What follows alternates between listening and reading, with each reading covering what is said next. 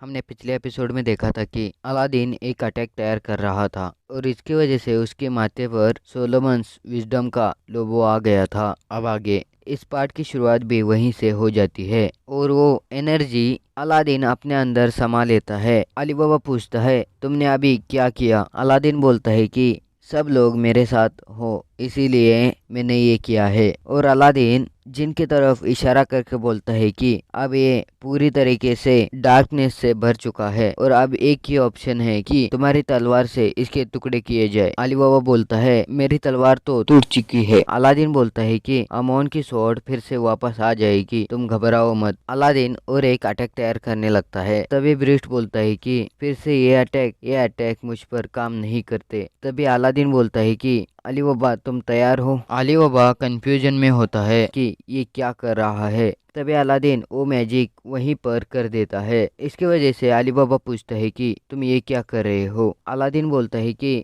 इस वक्त मैं सिर्फ हीट मैजिक का ही यूज कर सकता हूँ और ये एक कोइंसिडेंस ही है क्योंकि तुम्हारी भी स्वॉर्ड हीट मैजिक ही ऑब्जॉर्व कर सकती है। तभी अली बाबा की स्वॉर्ड हीट मैजिक ऑब्जॉर्व करने लगती है और अमोन की तलवार अली बाबा के हाथ में वापस आ जाती है। अली बाबा उस तलवार से जिन पर अटैक करने के लिए चला जाता है। तभी ब्रिस्ट अली बाबा को रोकने के लिए आइस मैजिक करने लगता है। उस आइस मैजिक को अलादीन रोकने लगता है। तभी अली बाबा उस जिन के अंदर अपने स्वॉर्ड घुसा देता है। उस वक्त मैजिकल वेपन बनाने वाला बोलता है कि तुम कितनी भी बार कोशिश करो ये जिन मर नहीं सकता और तुमने इतनी जोर से अटैक किया है कि तुम अब इस अटैक में अपने आप ही समा जाओगे। तभी वो जिन अली बाबा को पकड़ने लगता है और इसकी वजह से अली बाबा पूरी तरीके से उस जिन के अंदर चला जाता है। उसी वक्त अलादीन ब्रिस्ट को एक विजन दिखाने लगता है। इसकी वजह से ब्रिस्ट बहुत चिल्लाने लगता है और नीचे गिर जाता है। अब हमें अली बाबा का सीन दिखाया जाता है। अली बाबा उस जिन के अंदर होता है और उसको कसीम दिखता है। अली बाबा कसीम के पास चला जाता है। अब अलादीन अली बाबा को बोल रहा होता है कि अली बाबा तुम ही इसे बदल सकते हो और तुम पर मेरा पूरा भरोसा है, इसकी वजह से मैंने तुम्हें मेरा किंग कैंडिडेट चुना है। तभी कसीम बोलता है कि तुम्हारा खून रॉयल है, इसकी वजह से तुम रॉयल जिंदगी जियोगे। और कसीम बोलता है कि मेरे अच्छे कम बुरे पिताजी की वजह से मुझे ऐसी जिंदगी मिली है और ये दुनिया ऐसे ही चलती है। तभी कसीम अली बाबा की तरफ उसका खून फेंक देता है और बोलता है कि इस सब को ही रोकने के लिए मैं ऐसा बना हूँ। तभी अली बाबा कसीम को एक पंच मारकर बोलता है कि मैं रॉयल ब्लड की वजह से यहाँ तक नहीं पहुँचा हूँ। और तभी अली बाबा उसका मागवे फैलाने लगता है और कसीम भी ब्लैक मागवे फैलाने लगता है। तभी उन दोनों में फाइट शुरू हो जाती है। तभी अली बाबा बोलता है कि हम दोनों एक ही जगह पर बड़े हुए, एक ही जगह पर खेले और तुम ऐसे बोल रहे हो और तुम और मैं कोई अलग नहीं है। तभी कसीम बोलता है कि तुम्हें कुछ आइडिया नहीं है कि हमारे साथ क्या क्या हुआ है और सब लोग अलग अलग होते हैं। इतना बोलकर कसीम अली बाबा को एक टक्कर मारता है। इसकी वजह से अली बाबा नीचे गिर जाता है। तभी कसीम उसके साथ जो कुछ भी हुआ है वो अली बाबा को दिखाने लगता है और वहाँ पर मैजिकल वेपन बनाने वाला आ जाता है और वो बोलता है कि तुम चाहते हो कि इस रॉयल फैमिली से रिवेंज लेना, तो मैं तुम्हारी मदद करूंगा इसमें। और हम सब लोगों ने ये रास्ता सही समझा। तभी ये विजन खत्म हो जाता है। फिर से कसीम बोलने लगता है कि इसी वजह से हमने ये रास्ता चुना और हर एक इंसान अलग अलग होता है। और तभी कसीम अली बाबा के ऊपर एक अटैक कर देता है। इसकी वजह से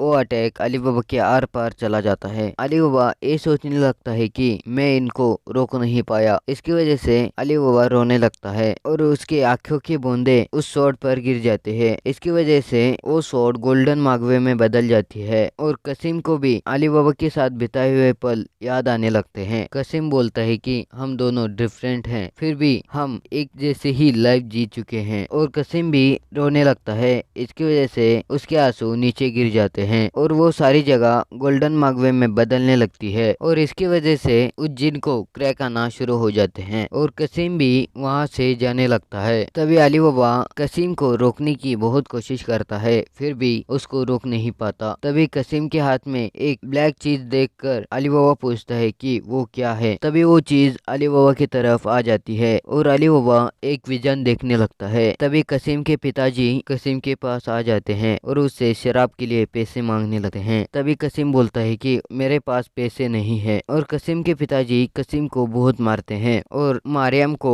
बुलाने लगते हैं और कसीम से पूछते हैं कि मारियम कहाँ है। और कसीम के पिताजी बोलने लगते हैं कि मारियम को बेचकर कुछ पैसे आ जाएंगे और उससे मैं शराब पी सकता हूँ। इतना बोलते ही कसीम उसकी चाकू निकालता है और उसके पिताजी के पेट में घुसा देता है। इसकी वजह से उसके पिताजी वहीं पर मर जाते हैं। ये सब देखकर अली बाबा कसीम को बोलता है कि मैं जब तुम्हारी जगह होता तो मैं भी यही करता। और उसी वक्त वो जिन फट जाता है। इसकी वजह से गोल्डन मागवे सारी तरफ फैलने लगता है और सारी तरफ गोल्डन मागवे फैल जाने की वजह से ब्रिस्ट कमजोर पड़ जाता है। इसकी वजह से मैजिकल वेपन बनाने वाला ब्रिस्ट को लेकर वहां से गायब हो जाता है और दूर जाकर एक जगह पर खड़े होकर बोलता है, तुम सब लोगों को डार्कनेस से इन्फेक्ट करके ही छोड़ूंगा और तुम्हारे साथ तुम्हारे किंग कैंडिडेट को भी डार्कनेस से इन्फेक्टेड करके ही छोड़ूंगा। तभी एक आवाज आती है, ये कभी नहीं हो सकता और मास्टर रॉय उस पर अटैक कर देते हैं। इसकी वजह से